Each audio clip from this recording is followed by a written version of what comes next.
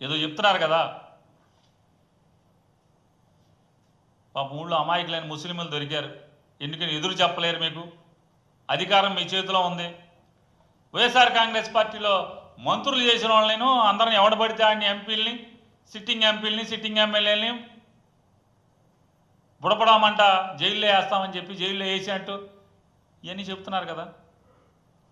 మరి భయంలో ఉన్నారు వాళ్ళు. పాపం మంత్రులు చేసినోడికి, ఎమ్మెల్యే చేసినోడికి, ఎంపీలు చేస్తున్న వాళ్ళకే దిక్కులు లేవు. చంద్రబాబును లోకేష్ కలిసి జైల్లో వేస్తామంటున్నారు అని చెప్పేటువంటి భయపడుతున్నటువంటి అమాయకమైనటువంటి ముస్లింల దగ్గర మేము ఈ చట్టాన్ని వ్యతిరేకిస్తామని చెప్పని టోపీలో పెట్టుకుని నిరసన కార్యక్రమాల్లో పాల్గొని సిగ్గు లేకుండా, ఇంకా అసలు దేవుడు ఎంత గొప్పలే. మీరు అసలు సిగ్గు ఎగ్గు లేకుండా ఆ చట్టాన్ని మీరే చేస్తారు. ఇక్కడికి వచ్చేమో ఆ చట్టాన్ని మేము అమలు చేయమని చెప్పని వ్యతిరేకిస్తాము, అమలు చేయటం కాదు వ్యతిరేకిస్తామని చెప్పని ఇక్కడ మీటింగుల్లో చెప్తారు, ముస్లిమ్స్ మీటింగుల్లో. ఇటువంటి దిక్కుమాలిన దౌర్భాగ్యపు రాజకీయాల్ని కట్టిపెట్టమని చెప్పని,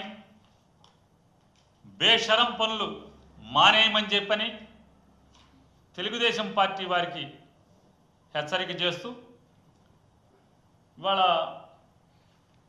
వీళ్ళ సిగ్గులేనితనానికి అంటే ఎంత దారుణం అంటే,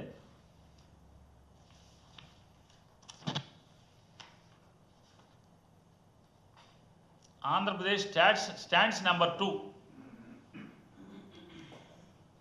జిఎస్డిపిలో భారతదేశంలో 2వ స్థానంలో ఉందంట. ఎవడన్నా నమ్ముతాడండి? దేశవ్యాప్తంగా అన్ని పేపర్లకి అడ్వర్టైజ్మెంట్ ఇచ్చారు. కోట్ల రూపాయలు ఖర్చు పెట్టి భారతదేశ వ్యాప్తంగా ఈ అడ్వర్టైజ్మెంట్ ఇచ్చారు. ఈ అడ్వర్టైజ్మెంట్ ఇచ్చినోడికి కానీ, ఈ డిజైన్ చేసినోడికి కానీ, ఈ తంతు చేద్దాం అనుకున్నోడికి కానీ అందరికీ నేను ఒకటే ప్రశ్నిస్తున్నాను. నాకు ఒకటి సమాధానం చెప్పండి. మీరు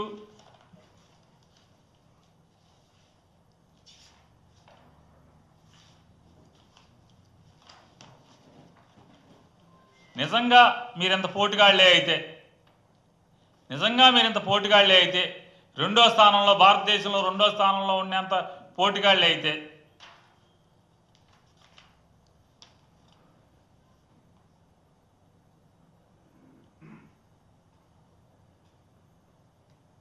పన్నుల వసూళ్ళు మీరు ఎక్కిన కాడి నుంచి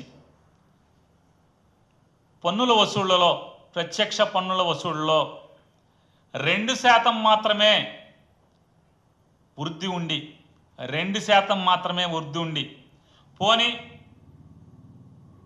పన్నుల వసూళ్ళలో 2% ఏముంది, ఓ బీభత్సంగా క్యాపిటల్ ఇన్వెస్ట్మెంట్ చేసేసారండి, మొత్తం అప్పులు తెచ్చేసేసి ఆస్తులు సంపద సృష్టించేశారండి. అంటే వైఎస్ఆర్ కాంగ్రెస్ పార్టీతో పోలిస్తే,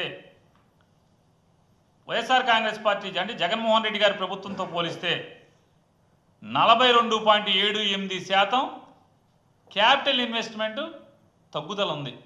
42.78% క్యాపిటల్ ఇన్వెస్ట్మెంట్ తగ్గుదల ఉంది. మరి ఎక్కడి నుంచి వచ్చింది ఈ ర్యాంకు? జిఎస్డిపి ఎక్కడి నుంచి వచ్చింది అంటే, ఇంకా పెద్ద ఎత్తున అప్పులు చేయటానికి దొంగ పద్ధతులు సృష్టే ఈ నెంబర్ 2. ఇది కాదా అని నేను అడుగుతున్నాను. అంటే ఇవాళ చేస్తున్నటువంటి ఈ 10 మాసాల్లో చేసిన 1,50,000 కోట్ల రూపాయలు మీకు సరిపోక, ఇంకా భారీగా ఇంకొక 5 లక్షలు 10 లక్షల కోట్లు తెచ్చేయటానికి వచ్చే సంవత్సరం ఈ తంతు కాదా అని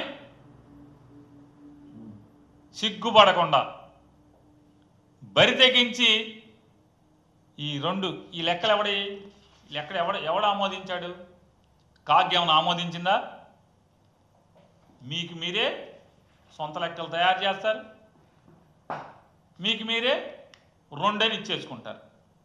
ఇంకా చాలా రాష్ట్రాలు కేంద్రానికి అసలు లెక్కలు పంపల. నీతి ఆయోగ్ కదా డిక్లేర్ చేయాల్సింది. వీళ్ళే ఏంటి అంటే, ఇది సర్వే అంట. ఈ లెక్కలు ఎవడిచ్చాడు? 2 ఎట్టా వచ్చింది? మీకేమో పన్నుల వసూళ్ళలోనేమో 2% వృద్ధి ఉంటుంది, క్యాపిటల్ ఇన్వెస్ట్మెంట్లోనేమో 42.78 ఏమో తగ్గుదల ఉంటుంది గత సంవత్సరంతో పోలిస్తే, జగన్మోహన్ రెడ్డి గారి ప్రభుత్వం గత సంవత్సరంతో పోలిస్తే. మరి ఎక్కడి నుంచి వచ్చింది మీకు ఈ జిఎస్డిపి? ఇవాళ ఇటువంటి తంతులు చిన్నులు మోసము ఇదంతా ఎంత దగా అంటే, ఈ దగాకోరు ప్రభుత్వం. చంద్రబాబు నాయుడు గారు ఈ మధ్య నెలకు ఒకసారి ఎవరో ఒక దళితుడి ఇంటికి వెళ్తున్నాడు ఏరుకుని. అసలు ఎంత డ్రామా